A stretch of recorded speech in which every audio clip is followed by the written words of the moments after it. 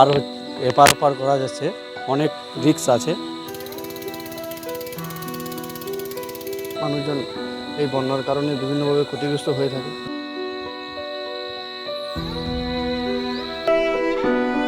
পুজোর মুখে বন্যার ভ্রুকুটি উত্তরবঙ্গে।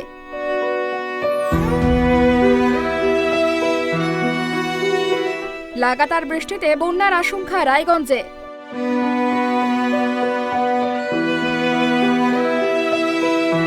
মাত্র 3 দিনের বৃষ্টিতে বাড়ল নাগর নদীর জল। কোশি ব্যারেজ খুলে দেওয়ায় বন্যার আশঙ্কা।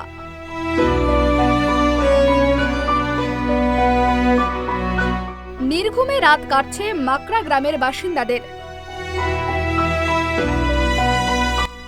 লাগাতার বৃষ্টিতে বিপর্যস্ত উত্তরবঙ্গ।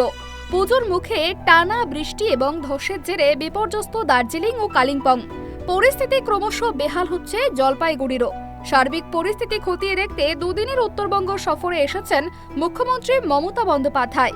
এদিন বিহারের কোশি থেকে প্রচুর পরিমাণে জল ছাড়াই রাজ্য জল সম্পদ দপ্তর হড়পা বানের উচ্চ সতর্কতা জারি করেছে। নেপাল পাহাড়ে ব্যাপক বৃষ্টি হওয়ায় এই দুই নদীতে জলস্তর বৃদ্ধি পেয়েছে। রবিবার 56টি গেট খুলে দেওয়া হয়েছে কোশি ব্যারেজে। জল ছাড়ার কারণে 13টি জেলায় বন্যা সতর্কতা জারি করা হয়েছে প্রশাসনের পক্ষ থেকে। রাজ্য প্রশাসন সূত্রে খবর, বাল্মীকিনগর এবং বীরপুর বাঁধ থেকে শনিবার জল ছাড়ার ফলে প্লাবনের আশঙ্কা আরও বেড়েছে। তার সঙ্গে গঙ্গা, গণ্ডক এবং কোশি নদী কোথাও কোথাও বিপদ সীমার ওপর দিয়ে বইছে। নিচু এলাকাগুলিতে জল ঢুকতে শুরু করেছে। আর এই জল ছাড়ার কারণে ক্রমশ বাড়ছে রায়গঞ্জের নাগর নদীর জলস্তরও। আর তার জেরেই আতঙ্কে দিন কাটাচ্ছেন স্থানীয় বাসিন্দারা। জল তো এখানকার স্থানীয় যে সমস্ত মৎস্যজীবীরা রয়েছে তাদের মুখেই শোনার কথা যে জল প্রতিনিয়ত বাড়ছে। তো সে কি কারণে হচ্ছে এই জলটা বাড়ার কারণ কি বৃষ্টি নাকি ওই নেপাল বর্ডারে যেই জল ছাড়া হয়েছে সেটা? বৃষ্টির কারণেই তো জলটা সচরাচর বেড়ে থাকে। তো বন্যা পরিস্থিতিটা সাধারণত ওই নেপাল বর্ডারের জলটা না ছাড়লে পরে বন্যা পরিস্থিতিটা সাধারণত মানে ভয়ানক যেটা রূপ সেটা দেখতে পাওয়া যায় না। এখানকার যেটা পরিস্থিতি আছে যে নৌকা দিয়ে এপার ওপার করা যাচ্ছে, অনেক রিস্ক আছে। আর জল বেড়েছে, অনেক বেড়েছে, অনেক আগে থেকে প্রচুর বেড়েছে। কি মনে হচ্ছে কেন এই জলটা বাড়লো, কি জানতে পারলেন? বৃষ্টির জন্য বেড়েছে, কিছু নেপালে জল ছাড়া হয়েছে তার জন্য বেড়েছে। এমতো অবস্থায় আগাম বন্যা পরিস্থিতি খতিয়ে দেখতে যান রায়গঞ্জের বিধায়ক কৃষ্ণ কল্যাণী। রবিবার রায়গঞ্জের বাহিন অঞ্চলের মাকড়া এলাকায় যান কৃষ্ণ কল্যাণী। রবিবার মাকড়া এলাকায় গিয়ে সেখানকার সার্বিক পরিস্থিতি খতিয়ে দেখেন এবং সেখানকার স্থানীয় বাসিন্দাদের সঙ্গে কথা বলেন। পেয়েছিলাম কোশি নদী থেকে 56টা গেট খোলা ওপেন করা হয়েছে। সেখান থেকে খুব দ্রুত গতিতে জল আমাদের এই মাকড়া ঘাট হয়ে আপনার নিমতলা, অনন্তপুর, ধূপদুয়ার হয়ে গৌরী অঞ্চলে জল ঢুকছে। তাতে আশঙ্কা করা যাচ্ছে যে কাল বিকালের মধ্যে এখানে খুব বেশি জল বেড়ে যেতে পারে। আজকে সিএম ম্যাডামও সেই কথাই বললেন।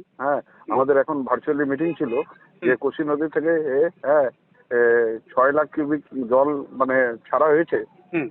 তাতে সবাইকে সতর্ক থাকতে হবে, মাইকিং করাতে হবে। প্রশাসনের সাথে আমাদের এখন মিটিং হলো। আর আমরা বিভিন্ন স্কুল গুলাকে এখন নিজেদের হেফাজত নেব। যদি এই জল যদি বেশি বেড়ে যায় তাহলে ওখানকার যে জননিবাসীগণ আছে তাদেরকে ওইসব বিদ্যালয়ে আমরা শিফটিং করব। আর আমাদের মানে রিলিফ দেওয়ার জন্য ম্যাটেরিয়াল পর্যাপ্ত পরিমাণে আমরা রেডি করে রেখেছি। আশা করি এটাকে আমরা ওভারকাম করতে পারবো। এখন আমরা প্রশাসন সহ আমরা সবাই তৎপরতার সাথে এই ডিজাস্টারের মোকাবিলা করার জন্য প্রস্তুত আছি। জলসম্পদ দপ্তর সূত্রে জানানো হয়েছে, নেপালে গত কয়েকদিন ধরে ভারী বৃষ্টি হচ্ছে। সেখান থেকে জল নিচের দিকে নেমে আসায় গণ্ডক, কোশি এবং মহানন্দার জলস্তর ক্রমশ বাড়ছে। রাজ্য প্রশাসন আশঙ্কা করছে 13টি জেলা যদি প্লাবিত হয় তাহলে 17 লক্ষ মানুষ ক্ষতির মুখে পড়বেন।